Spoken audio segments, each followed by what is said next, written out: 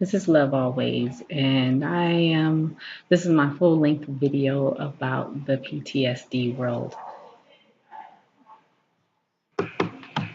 Sometimes we feel alone in the things that we feel or experience as far as our response or reactions to different things that go on.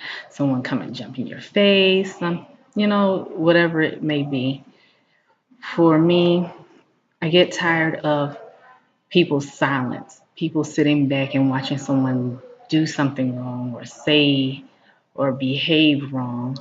And for me, silence is golden. If everyone sees someone and they saw and know everything, pretty much what's going on, they see everything playing out, then say, hey, the rest of us is not in support of this because sometimes it feels like everyone's sitting back and watching and okay. And what I'm like, the instance that I use in my video is a lady.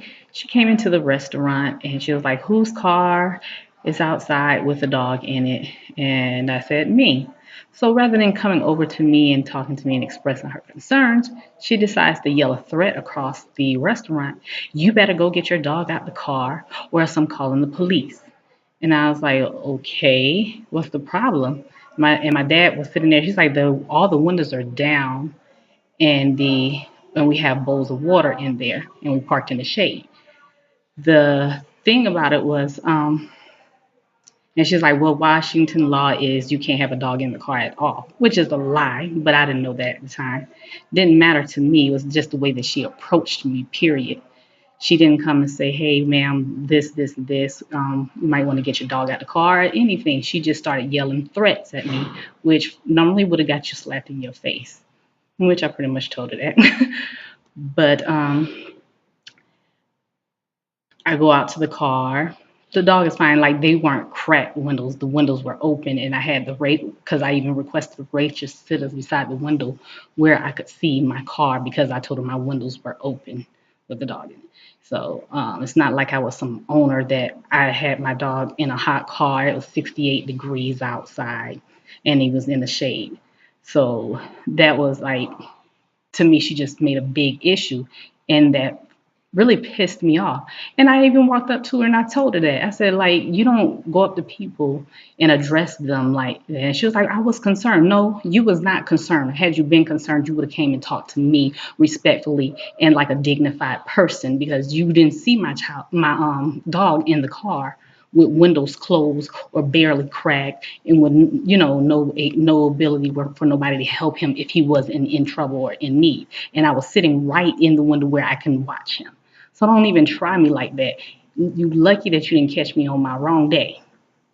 But you know, and people will think that you don't have a right to go up and approach somebody and say something.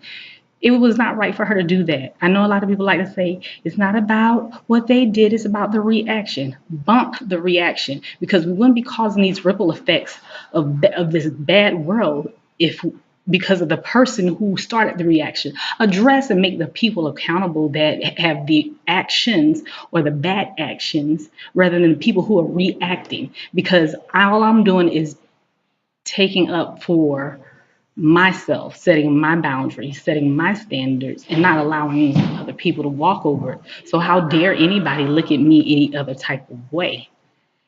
And don't think that if you keep on making people suppress their feelings and press their rights and not validate them or not make them feel justified in the fact that they did the right thing, that they were not the ones out of place, then maybe you wouldn't be having a screwed up world around here like this. Because I'm sorry, I'm not that one. I am not that one that I'm going to let you come slap me in my face and spit on me. I can't do that, turn the other cheek, and I don't believe in that. You might believe in that, but that's not what I believe. And I still go for an eye for an eye, but only in its contents of I don't try to get everybody or seek out revenge. I do give people the benefit of doubt. I forgive. But you have some nasty people out here.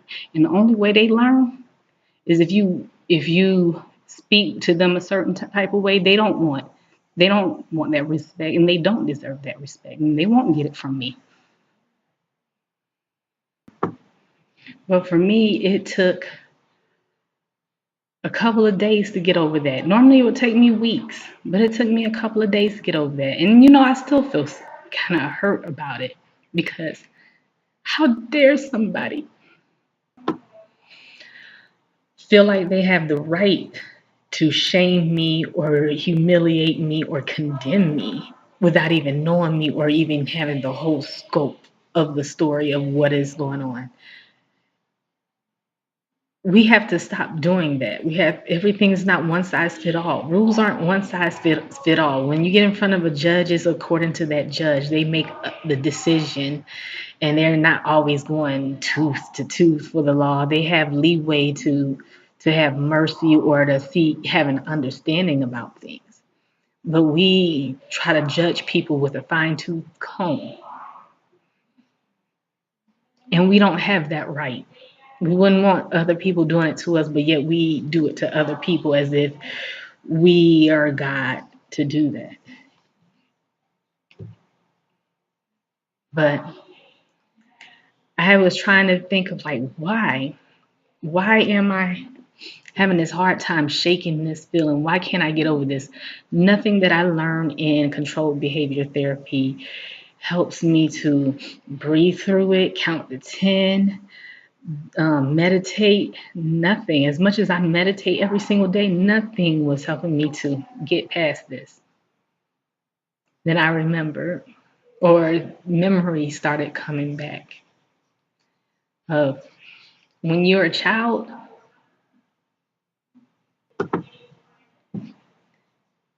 you don't get to defend yourself.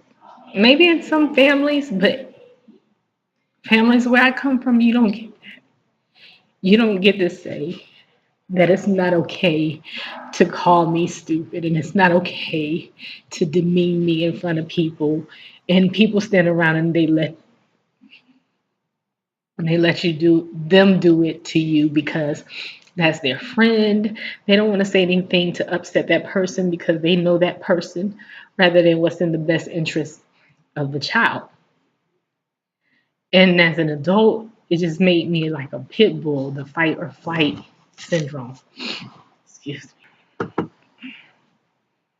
That need to take up for myself and defend myself. So when people would misjudge me and come at me like she did, I feel like I always interpreted whenever I would go to anger management class as they asked me to hit them. And therapists would say, no, they didn't. Honestly, I feel like they asked me to hit them because if they wasn't asking me to hit them, they would have came to me respectfully. They would have treated me like with the dignity that I deserve. And nobody was ever around to validate me as a child. I didn't feel like anybody was validating me as an adult because when people sit back and they say nothing, that they are validating that person to do what they're doing. And like with that lady, everybody could clearly tell what was going on and they saw everything play out.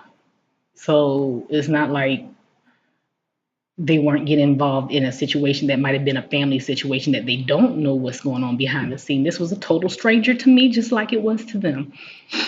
And I don't like for me, there was a lady, she was being another customer, and she had a child. Her child was making, crying in the restaurant. Somebody else got up and had an attitude with her. Ma'am, you need to get your child out of here. You need to leave. You're disturbing all the patrons here. We don't want you here, blah, blah, blah. She was going, ladies, I'm trying to calm her down. And so she started crying, and I got up from my table. Like I'm looking at everybody just looking. Nobody's saying anything, but I got up from my table and I walked over and stood in between. I said, no, ma'am, you sit there. You have your meal. Take your time and calm the baby. You can't make your baby shut up. Just calm your baby down. Whatever you need to do, you're fine. You're not disturbing anybody but her. And I told the lady, I said, you need to go. Nobody don't want you here because you're the one making the upset in this whole restaurant. And everybody started clapping. However, if I wouldn't have gotten up, the lady would have went home feeling horrible. All because it takes us standing up and uniting and saying we're not settling for people being rude and disrespectful and causing pain to this world. And that's all I want to encourage everyone to do is we help each other. We help each other heal. We don't know if someone has a mental disorder or not, or some type of disability or not, and that's not for us to judge or to figure out. But if we handle things lovingly and learn how to speak to people and approach them, then there would always be a better reaction.